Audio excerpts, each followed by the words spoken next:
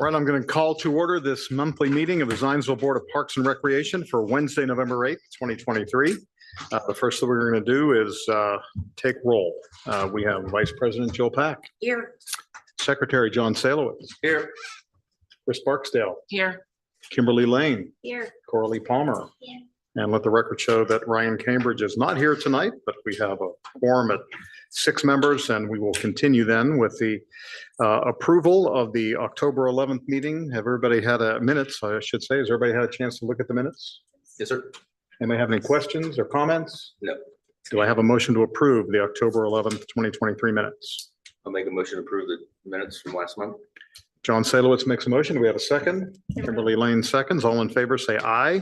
Aye. All opposed? All right. Good enough. Thank you very much. Let's move on now. The next item on the agenda is memorandum of executive session, and that I think was carried over from last month's meeting. That does not apply for tonight. So we will move on to the next item, which is public presentations and comments. I see there's no one in the room to make a presentation. Drew, is there anybody online that wants to make a comment? No, we do not. Okay, so let's go on to the next item, which is the Parks Foundation update, and our Parks Foundation liaison is Jill Pack. Jill? Okay, so they've been focusing a lot on their finishing up their strategic plan in the last 2 months. They did in the month of September. There was a lot of work and discussion related to the dedication of the Carpenter Nature Preserve at their meetings. They did approve a new board member who will take effect January 1st, Todd Settle. They, at that meeting, had a question about where we are in the 5-year master plan approval process, which we answered for them prior to today. So that's done. And in the October meeting, was a very short meeting because they did finish up the strategic plan, but they had been working with Amy Nooning on some documentation for naming opportunities at Carpenter Nature for year-end giving, and looking at if they had any extra money that they needed to spend. Okay. So that was it. Anybody have any questions for Jill on the Parks Foundation? Comments? All right, let's move on to staff reports. And up first is our superintendent, Jared Logston. Hello, Jared. Thank you, John. Good evening, Park Board. Just a couple of updates from my report, and unfortunately our division managers were unable to be here. So if it's all right with you all, I will just speed through all of the staff updates. All right. Myself have been busy acquiring quotes for appraisals for the rental property opportunity at the Carpenter Nature Preserve for that shop, which has been utilized as a base office for a vendor in the area in previous years. So still collecting those quotes for that process to continue. We want to welcome Megan, who is our new part-time events coordinator within our recreation department. She joins us with years of experience in events and programming, and we look forward to how she will impact our outreach into the future. Also wanted to give a special kudos to our natural resource technician, Sam, who was able to, with the assistance of the team, install all of the anticipated vegetation and reforestation projects throughout our park system on time before the weather decided to change for the season. So special shout out to Sam. That is a huge task. In addition to that, he also led several weed wrangles throughout our park system, recruiting dozens of volunteers to help us combat honeysuckle in some of our most visible parks. The Maple Lawn Fright Nights event concluded with 5 events, selling a total of 910 tickets. 910 ghosts, goblins, and witches and students joined us out at Maple Lawn for the Fright Night event's first annual showcase. 910 tickets is pretty impressive for a first year, even on Halloween night when temperatures dipped pretty low. So we look forward to discussing that further with Maple Lawn and exploring continuing that in future years. And we will provide a full financial report with that just as the final numbers come in. Speaking of numbers, we also sold 119 of those fancy 70s themed Parks and Recreation shirts. So thanks to all of you who purchased one or a dozen for your families for the holiday season. With that, after expenses of the shirts and shipping, we were able to generate $946.61 towards future programming. And as you know, our Director of Recreation Services, Mindy, can really stretch $946 to impact a lot of lives. So it was a great opportunity for our park system. Speaking of programs, the Nature Center had 1,276 walk-ins in the month of October. So still impressive numbers considering the fall break season when a majority of our community leave for the week. They also had an outreach of 1,965 contacts with our public programming, and 747 of those members joined us at Trick or Treats at Elm Street Green, the annual trick or treating event in our park system. Switching over to maintenance, the maintenance staff has successfully winterized our park system. Our fountains, our seasonal restrooms at Mulberry Fields, and our irrigation systems are now dormant, ready for the winter freezes to come. They also removed the shade sails from our various play structures throughout the park system. And a huge round of applause and thanks to our Director of Maintenance, Chris Flanagan, for his repair of the 875 crosswalk. That was definitely his Goliath to go against this year, and he succeeded in one. So we now have a safe crosswalk that alerts traffic as pedestrians enter into its beams. In addition, the maintenance team replaced fencing and parking bumpers at Mulberry Fields and bush hogged the pollinator meadows at the golf course.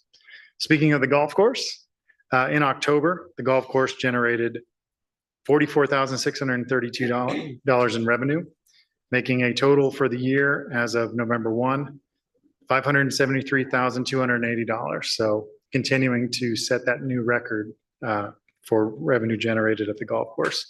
And that coincides with the record amount of rounds played, which was 25,804.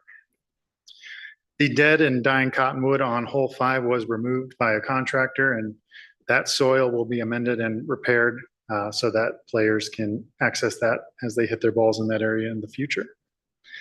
And that is all from staff reports. Happy to answer. Oh, I have one more. I'm so sorry. Two more.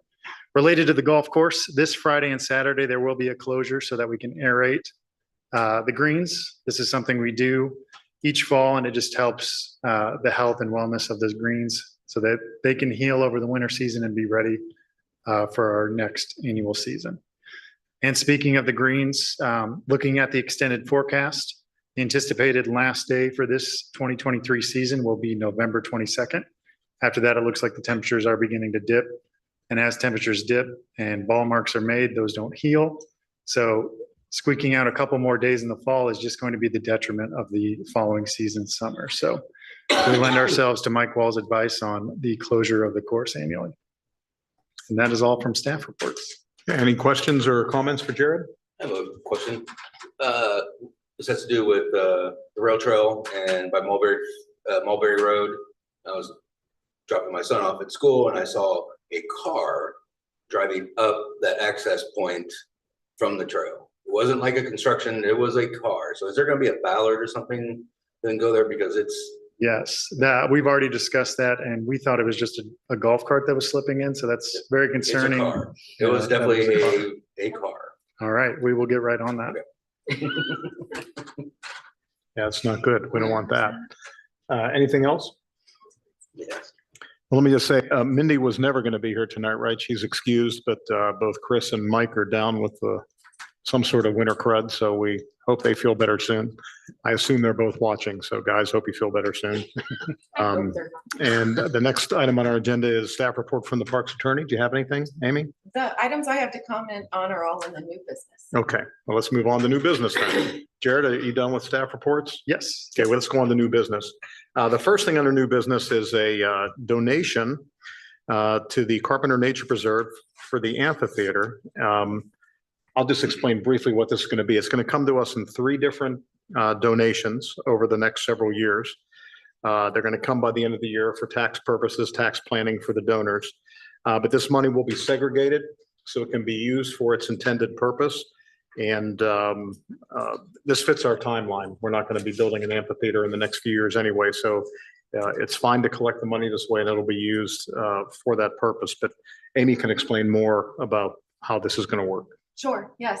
Well, I think it is anticipated that the money will flow through the Parks Foundation. Jill had mentioned that I've been speaking with the Parks Foundation about developing some paperwork to specifically address this donation.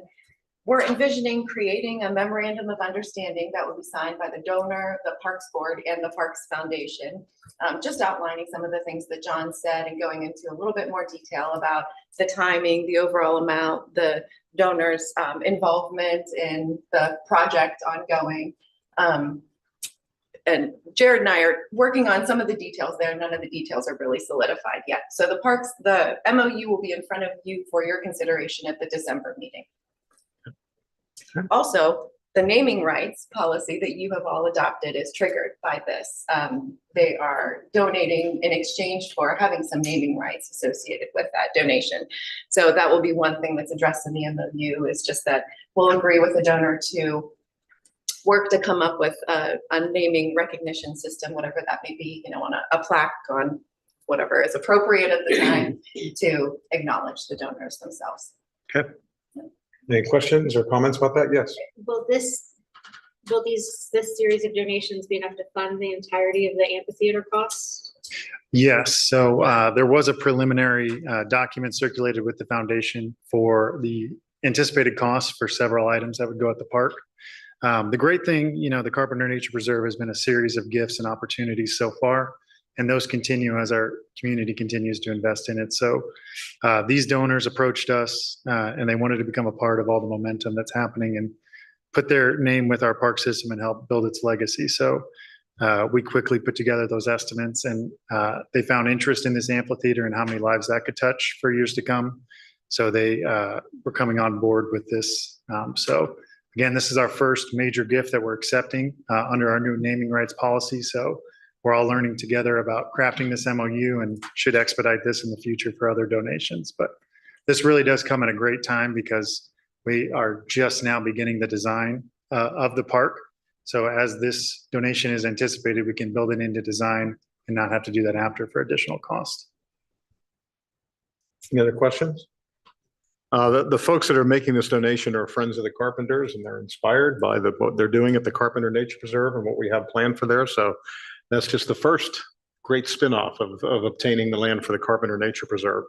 And the next great spinoff is the next item on our agenda, the donation letter of interest for future parkland. This is a landowner near the Carpenter Nature Preserve who was also inspired by the Carpenter Nature Preserve, wishing to have her own impact. Jared can talk about this more in a minute if you'd like to, but this is an important part of the migration corridor for wildlife. And this is an example of capturing land now for future use. This is going to be given to us in this donor's will. So it could be decades before we get it. We hope she lives a long and happy life, and it does take decades, but we are capturing this land now. So sometime in the future, there will be a park there. And the letter that we have in our packet here is important, and Amy can explain why it's important. Yes, sure. We discussed this potential donation briefly several months ago. And after that meeting, I had been in communication with the school officials. As you can see, the school property is adjacent to this potential property. And we're proposing to the school to obtain an option to acquire an easement for that north-south drive on the easternmost part of the school property. In connection with those conversations, since this is a donation of property that we will not receive now, and hopefully not for a long time because it will be part of her testamentary plan, we told the school that we would work with the donor and her attorney to secure a letter of intent to donate, to provide to the school, to give them some assurance that, this is property that will come to the park board in the future. So that's how we've arrived at this letter of intent that we have before you tonight. And going forward, this is just the initial letter. We will continue to work with the donor and her attorney now to develop a gift agreement that will more specifically outline the terms of this gift and the use of this property in the future. But if you are so inclined, Jared, if you have anything else to add before. Just explain kind of the partnership with the school in this scenario. So whenever we have these opportunities, well, let me backtrack one step further. So our park system was really built on three things, and that was opportunities, partnering with development, and then private donations. So before the Carpenter Nature Preserve, our calculation was around 60% of our parkland was donated. So definitely a generational opportunity for donations in our community, and that's part of our culture. So when this family approached us, we wanted to do our due diligence and be sure that we could transform this parcel into a future public park, and all the requirements that has for emergency service access and pedestrian and public access and future growth and development. So this parcel is a little landlocked. So that is the reason we kind of surveyed the immediate area and found a partner in the school. And it is our hope that someday this park, along with a future school, will have a similar setup to Zion and Eagle Elementary, where those students get to benefit from a park in their backyard of their school where they have outdoor classes and regularly get to become involved in scientific exploration in the natural world. So just that on top of having opportunities for recreation for our Union Township residents in the future is a win-win for our park system. And it's also a cornfield right now, so it's a blank slate. There's nothing there. You know, we're going to have to build this park from the ground up, literally. Yes. Is it adjacent, is it abutted to the Carpenter Nature Preserve? If you look at the screen here, the Carpenter Nature Preserve would be to the right, just kind of off of the screen there, just a little bit to the north. Okay. So it's close. Is it? Yes. Is it an active bee farmed cornfield at the moment? So is it still under agricultural use? Yes. Yep. And it will remain that way for the life of the owner, the current owner. But you know, again, that gives us an opportunity to build, what the future park board at the time wants to build. And so it's a really great opportunity. And the reason we're doing it this way, it's kind of the chicken and the egg, it's hard to go to the school board and ask for an easement if we don't have some assurance that we're going to get the property. So that's why this has to come first before we can go to the school board to get the easement from them. So once that all falls into place, hopefully it all falls into a place and we can proceed and take ownership of this land one day. So what we need tonight is a motion to approve the MOU. Yes. Okay. Well, no, the letter to accept the letter of intent to donate. Letter of intent. Okay, Yes. to accept the letter of intent. Would anyone like to make a motion that we accept the letter of intent to donate this property to the Parks Department? Coralie Palmer makes a motion to accept this letter of intent. Do we have a second? A second. John Salowitz seconds. Let's take a vote. Jill Pack. Aye. John Salowitz. Aye. Chris Barksdale. Aye. Kimberly Lane. Aye. Coralie Palmer. Aye. And I say aye as well, making it unanimous 6-0. Thank you, everyone. Okay, the next item under new business is the legal services contract with Amy for the new year. I will point out that this contract is identical to the one we have for this year. And, as we're getting close to the end of the year, I think it's probably prudent to get this in place for next year. The final payment to Amy for this year is going to be made in December, but we can approve this tonight.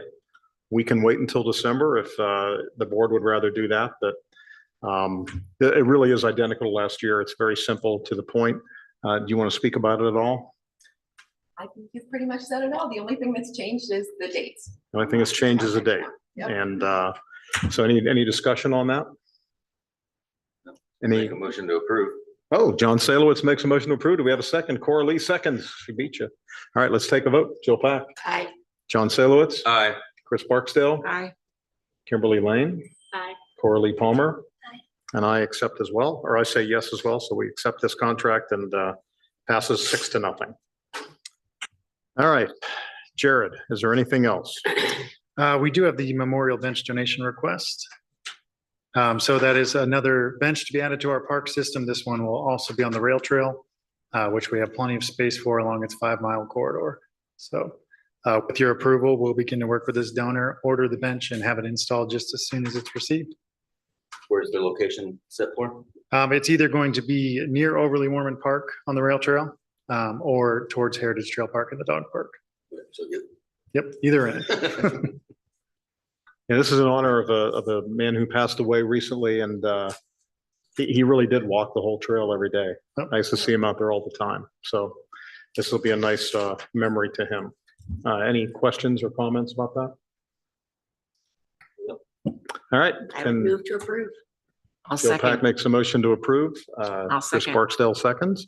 All in favor, say aye. Aye. All opposed? All right, let the record show it passes 6-0. All right.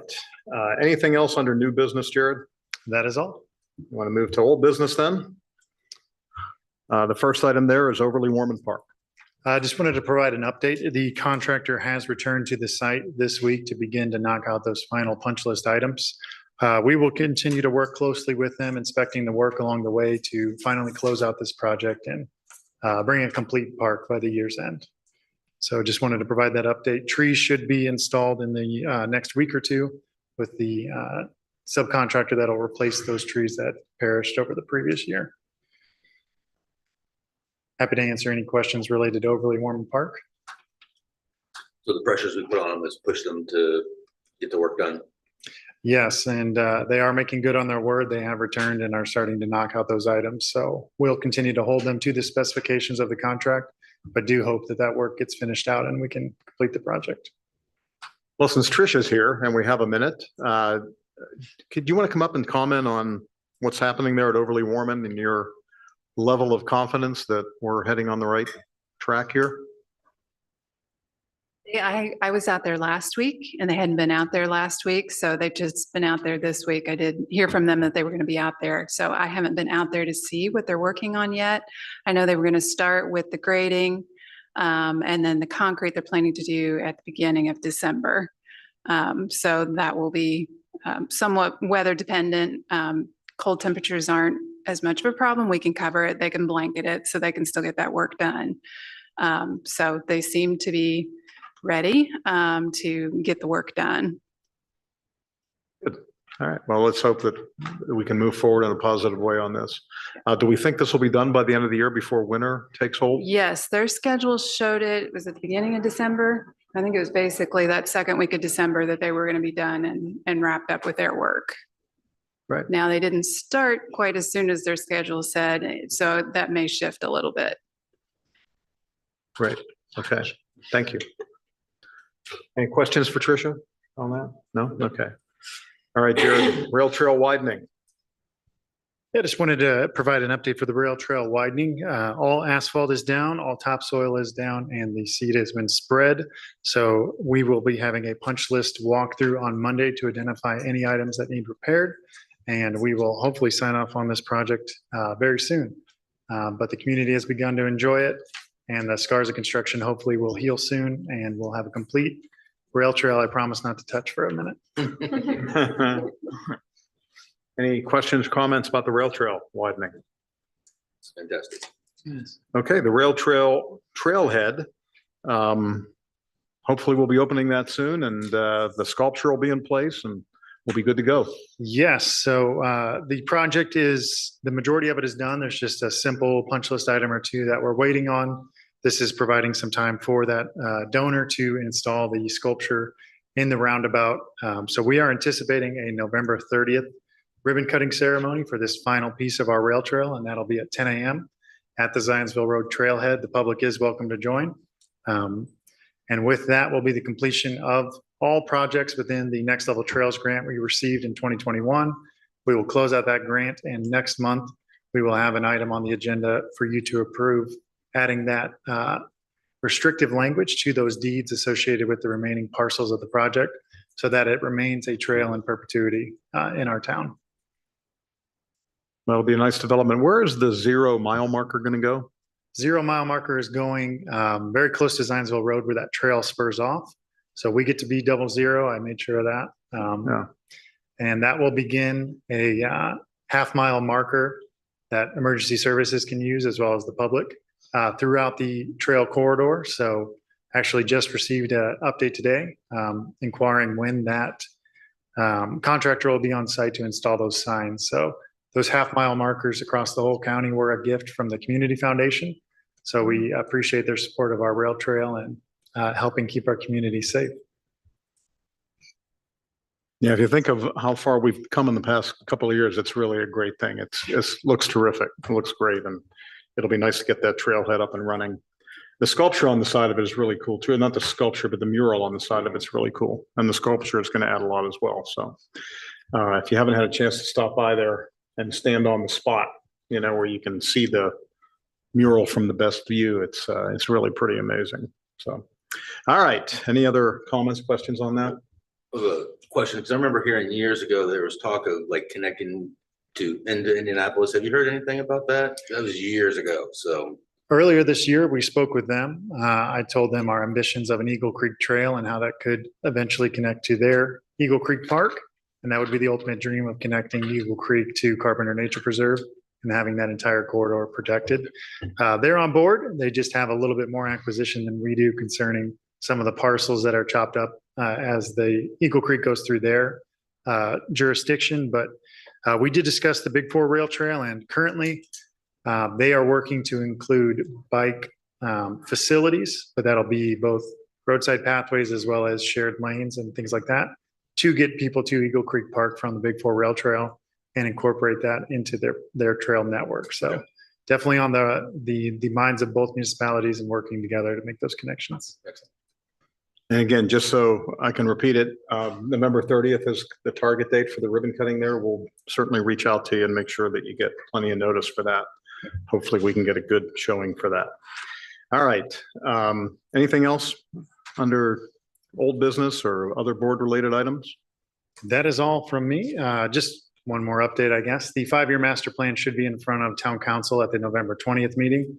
This is the final step for adoption, and then that'll influence our comprehensive plan moving forward. Great. Anybody have anything they'd like to talk about? Nope. Okay, claims. Now, this is the second sending of the claims. The first was the wrong month. What you should have in front of you now is the current month. Everybody have a chance to look at that? Any questions or comments? There were a couple of large expenses on there for the Fright Night, but we spoke about those earlier and we did break even on that. And the hope is that next year it'll be even better. Word of mouth is going to create an even better attendance for that. So we have that to look forward to next year. All right, with that in mind, do I have a motion to accept the claims as presented? Make a motion to accept the claims as presented. John Salowitz makes a motion. Do we have a second? Kimberly Lane seconds. Let's take a vote. Joe Pack, Aye. John Salowitz, Aye. Chris Barksdale, Aye. Kimberly Lane, Aye. Orly Palmer, Aye. and I make it unanimous as well. All right, before we adjourn, I just want to say that with Thanksgiving coming up, I just want everybody to know how thankful I am that we are all able to work with Jared and Mindy and Chris and Mike and the rest of the Parks Department staff. They have done so much this year to manage the parks that we have and also plan for future growth. Also Amy and Tricia and all of our board members here. I think we can all have some share of that success. And I'm really thankful to be able to work with all of you as well. So I just wanted to say that as we approach Thanksgiving. And if no one has anything else, do I have a motion to adjourn? I'll make a motion to adjourn. John Salowitz makes a motion to adjourn. Do I have a second? I'll second. Chris Barksdale seconds. All in favor, say aye. Aye. All opposed? All right, that's it. 29 minutes might be a new record. Don't forget, you have some paperwork to sign before we leave the room. And our final meeting of the year is next month on December 13th. So we hope to see you all there. Thank you very much and have a good night.